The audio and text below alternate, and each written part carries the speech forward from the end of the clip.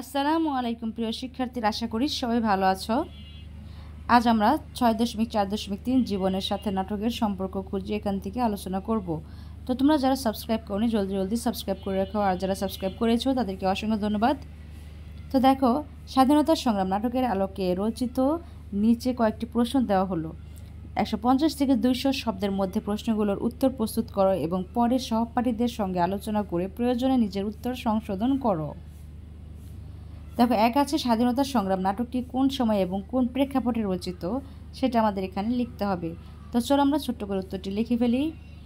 তো দেখো, আমরা উত্তরপত্রে চলে এসেছি। স্বাধীনতা সংগ্রাম নাটকটি কোন সময় এবং কোন প্রেক্ষাপটে রচিত। উত্তর, এটা অনেক বড় হবে, তবু আমরা ছোট্ট করে লিখে নিব। স্বাধীনতা সংগ্রাম নাটকটি 1971 সালের মার্চ মাসে স্বাধীনতা যুদ্ধের পূর্বে দেশ জুড়ে চলমান অসহযোগ আন্দোলনের প্রেক্ষাপটে রচিত। 1970 সালের নির্বাচনে জয়লাভ করার পর বাংলাদেশের গণতন্ত্রমনা স্বাধীনতাকামী মানুষ রাজনৈতিক প্রক্রিয়ার মাধ্যমে দেশের শাসন ক্ষমতা গ্রহণ করতে চেয়েছিল। পশ্চিম পাকিস্তানিরা ক্ষমতার পালাবদলে অস্বীকৃতি জানালে 1971 সালের 7ই মার্চ বঙ্গবন্ধু সারা দেশে অসহযোগ আন্দোলনের ডাক দেন, ফলে দেশ উত্তাল হয়ে ওঠে। তো দেখো, আমরা আমাদের 1 নম্বর প্রশ্ন উত্তরটি কমপ্লিট করে ফেললাম। এখন আমরা নেক্সটে দেখব। এখানে আছে 2 নম্বর। 2 নম্বরেতে বলা হয়েছে, এই নাটকের বর্গীওয়ালা চরিত্রটি তৎকালীন পাকিস্তানের কোন শ্রেণীর মানুষকে প্রতিনিধিত্ব করে? এই চরিত্রটিকে নাট্যকার কীভাবে চিত্রিত করেছেন? তো চলো আমরা এর উত্তরপত্রটা দেখে নেই। তো দেখো, আমরা উত্তরপত্রে চলে এসেছি। নাটকের বর্গীওয়ালা চরিত্রটি পাকিস্তানের শাসক গোষ্ঠীর প্রতিনিধিত্ব করে। পাকিস্তানের শাসক গোষ্ঠী ছিল এমন এক সুবিধাবাদী মুনাফালোভী শ্রেণীর, যারা নিজেদের স্বার্থ উদ্ধারের জন্য এ দেশ ও দেশের মানুষকে শোষণ করেছিল। নাটকের বর্গীওয়ালা এই পুঁজিবাদী শাসক গোষ্ঠীর প্রতিনিধি। নিজের স্বার্থে ও মুনাফা হাসিল করার জন্য এমন নিজ কোনো কাজ নেই যা করতে পারে না। জনগণের ন্যায্য দাবি আদায়ের লক্ষ্যে দেয়ালে সাঁটা এখানে পোস্টার ও শোষক বর্গীওয়ালাদের সহ্য হয় না, তাই তো নির্মম শাসক শ্রেণী কারফিউ জারি করে আন্দোলনরত মানুষের কণ্ঠ রোধ করে বুলেটের বিনিময়ে। ঠিক আছে, তো এই ছিল আমাদের 2 প্রশ্নের উত্তরটি। তা আশা করি তোমাদের উপকারে আসলে অবশ্যই তোমরা লাইক কমেন্ট করবে, সাবস্ক্রাইব করে রাখবে। তো দেখো, আমরা 3 নম্বর প্রশ্নে চলে এসেছি। নাটকে জকরু চরিত্রের পরিবর্তন হলো কেন? দেখো উত্তর, নাটকটিতে জকরু আন্দোলনে নিহত মানুষের লাশ গাড়িতে তোলে। পরে এক হৃদয় বিদারক ঘটনার প্রেক্ষিতে সে তার ভুল বুঝতে পারে। লাশ তুলতে তুলতে সে এক বাড়িতে ঢুকে দেখতে পায় বাবা মা ও মায়ের বুকে থাকা বাচ্চা হত্যা করেছে। ঝকরু দেখতে পায় গুলিবিদ্ধ বাচ্চারা তখনও মায়ের বুকে রক্তের মধ্যে ছটফট করছে। এই মর্মান্তিক দৃশ্য দেখে জকরুর মনে তার মায়ের স্মৃতি ভেসে ওঠে। সে তার লাশ ট্রাকে তুলবে না বলে প্রতিজ্ঞাবদ্ধ হয়। সে প্রতিজ্ঞা করে মানুষের রক্ত সে আর পরিষ্কার করতে পারবে না।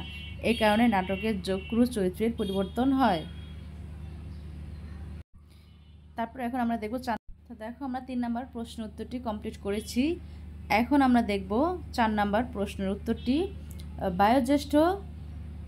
বায়োজ্যেষ্ঠ কারো কাছ থেকে শোনা হানাদার বাহিনী কর্তৃক মুক্তিযুদ্ধের সময়কার কোনো নির্যাতন বা গণহত্যার ঘটনা লেখো এখানে।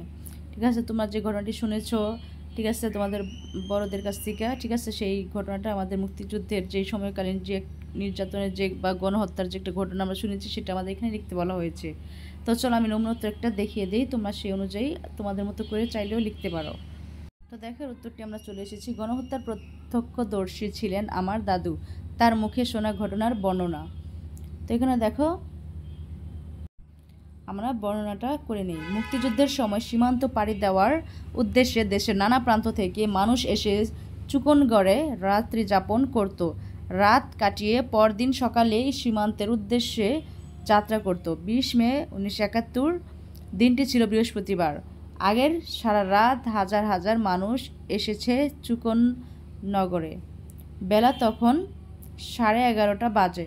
ঠিক এমন সময় সাতক্ষীরা থেকে পাকিস্তানি হানাদার বাহিনীর একটি ট্রাক ও একটি জিপ চুকননগর সাতক্ষীরা সড়ক ধরে মালতিয়া মোড়ের আউতলায় এসে থামে। এরপর পাও খোলা বাজারে ঢুকে গণহারে নিরীহ মানুষদের লাইনে দাঁড় করিয়ে গণহত্যা শুরু করে হানাদারেরা। এই গণহত্যা থামে দুপুর ৩টায়। ৪ মাইলব্যাপী চলা এই নিষ্ঠুর গণহত্যায় শহীদদের প্রকৃত সংখ্যা আজও পাওয়া যায়নি। তবে প্রত্যক্ষদর্শীদের মতে এই গণহত্যায় শহীদ হয়েছেন প্রায় ১২,০০০-এর মতো নিরীহ মানুষ। এই ছিল আমাদের উত্তরটি। আশা করি তোমরা উত্তরটি পেয়েছো। চাইলে তোমরা নিজেরাও তোমাদের বড়দের কাছ থেকে যেই মুক্তিযুদ্ধের সময়কালীন যে দুঃখের যে ঘটনাগুলো তোমরা শুনেছো, মর্মান্তিক যত দুঃখ ততগুলো তোমরা চাইলে তোমাদের মতো করে লিখতে পারো। ঠিক আছে, আমি এখানে একটা লিখে দিয়েছি।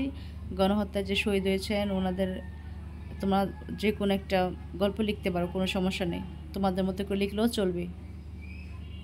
তো দেখো আমরা আমাদের এই 4-এর প্রশ্ন উত্তরটি আমরা এখানে কমপ্লিট করে ফেলেছি। এখন আমরা দেখব 6.4.4 নাটক করি।